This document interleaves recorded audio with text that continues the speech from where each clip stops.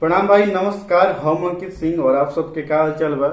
आज तीनों कोई के सॉन्ग आइल बा, पवन भैया, केसारी भैया और कलू भैया के। तो कलू भैया के सॉन्ग फड़ले तो बा दिगरी, लेकिन आज देखे कि पावर स्टार पवन भैया के एक सॉन्ग जो भाई पावर स्टार एक मूवी बा, ठीक बा, पवन भैया के वही सॉन्ग के है, मतलब वही मूवी के सॉन्ग है। पावर स्टार पवन सिंह जवार हो या जिला, ठीक बा, जैसे सुने में बतावा था भगवान वाला सॉन्ग जैसा फील। तो ये सॉन्ग भी शायद फाड़े आगे जाके कुछ टाइम लेके। सिंगर तो पवन भी ही रहियन और music director Priyanshu Singh, lyrics में आशुतोष तिवारी और फीट में तो फीट में कोई नहीं है ठीक बा। तो स्टार्ट करे के बिना देरी करे, बाकी के बाद गाना में हुई।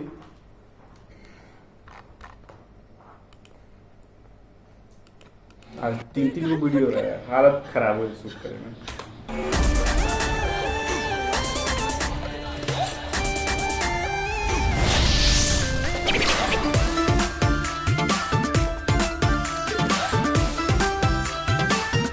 एकदम गर्दा लगा था एकदम।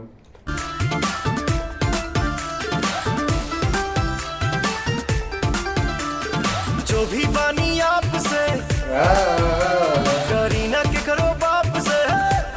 अब पावर स्टार जो मूवी बा उस सॉन्ग में जो आदमी पब्लिक जो लगैले बा ना एलिगेशन कि पवन सिंह सुतल रहेलन, पिएलन, खाएलन, भूल जालन कब शूट में आवे के बा, वही चीज रियलिटी दिखाई गई बा।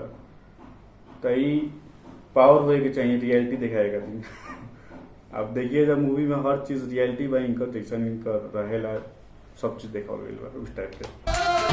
टूटे वाला भी तो होई सीनावा के नाम से, तानी के शान से चलीला।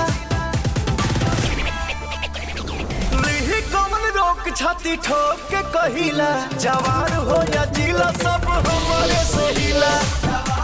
अरे क्या बात है यार, मतलब भगवान भी सॉन्ग ऐसे ही फड़लस, ई सॉन्ग भी फाड़ी हमरा लगा था इस टाइप से भाई सॉन्ग, मतलब इनकर आवाज में अलग जादू है। वो होला ना का बोलेला, बहुत लोग बावन जो खाली क्वांटिटी पे ध्यान देवेलन, भैया हमारे क्वालिटी पे ध्यान देवेलन। क्वालिटी ना मार्केट में बहुत बेचाला, डेली बेचाला, ठीक बा। अब बुलेट समझता होगा ना अंतर बा।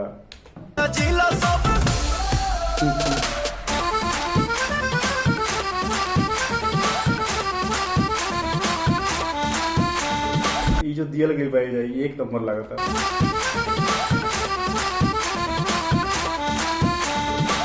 लगा था हमरा वो वाला का हो रहा बोल मुरी ओकर साउंड और ताली के साउंड भयानक मिस कर रही, मतलब ये वाला साउंड थोड़ा यूनिक लगा।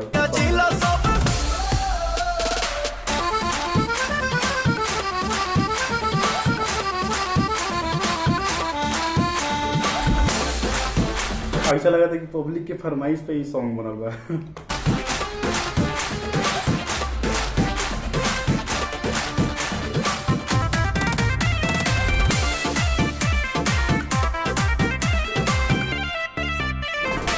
रोब न सहे देह रहे जुनून में, मूड न बने एटीट्यूड बटे खून में।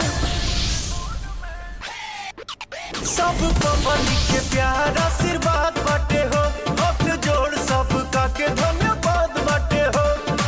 न कोई सिकवा न गिला गिला, ये बोल के ले लेवलन सबके बाटे हो। न कोई सिकवा न गिला गिला,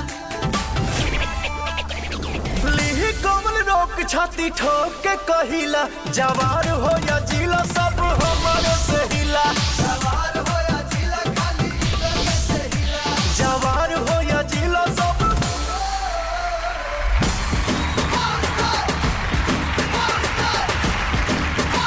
कहीं ना कि लागेला ये सॉन्ग के पब्लिक के डिमांड करे, मतलब इस टाइप के सॉन्ग बनावे के चाहिए, इस टाइप के मेहनत करे के चाहिए, इस टाइप के सोचे समझे के चाहिए। ई ना कि डेली गाना पे गाना पेल देनी, ऐसे थोड़ी होता है।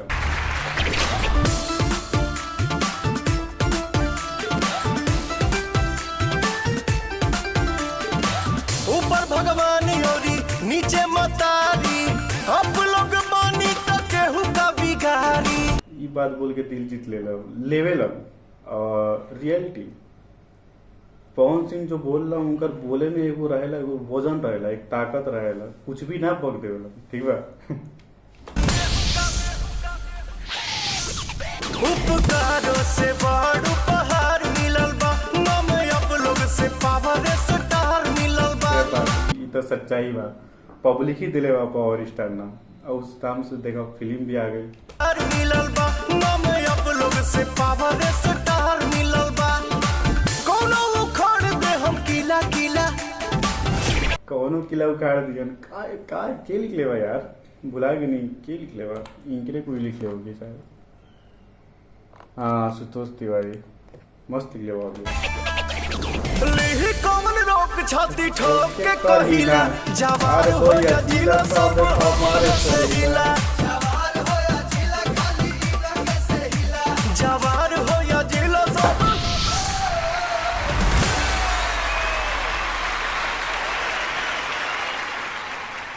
सब पब्लिक के प्यार आशीर्वाद बाटे हो, हाथ जोड़ सबका के धन्यवाद बाटे हो, न कोई सिकवा न गिला गिला, लिही कमल रोक छाती ठोक के कहिला, जवार हो या जिला सब हमारे से हिला। मतलब का सॉन्ग बा यार, मतलब एगो होला ना कि पढ़ाई की चीज याद ना हो पहले, लेकिन ऐसे गाने गा देवला ना, ऐसा गाना हो जाला कि आदमी याद कर लेवला। मतलब मस्त सॉन्ग बा, बवाल बा।